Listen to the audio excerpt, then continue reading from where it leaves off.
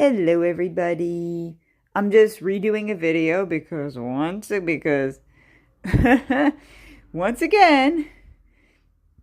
got Blizzard's date of birth wrong. So she was born on November 24th, 2009. Okay. So that would mean she would have turned 6 in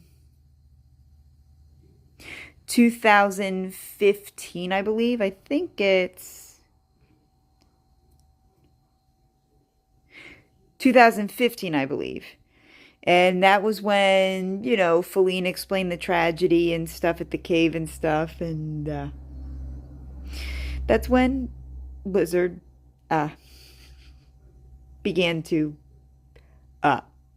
mature. I'll just put it that way. And Feline goes, so mark the date because it's going to be an anniversary every year. 11 24 2015. Blizzard has begun to mature. Let's just put it that way.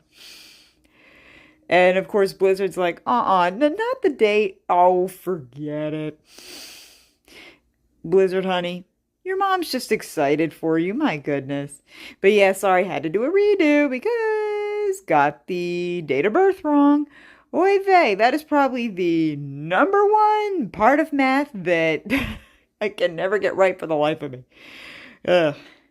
But thankfully, Feline and Kuai Liang are very understanding because it's very easy to get that confused when you have so many birthdays to worry about.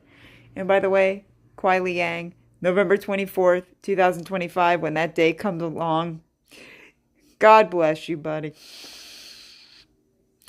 But yeah, something tells me Blizzard's not going to be that much trouble.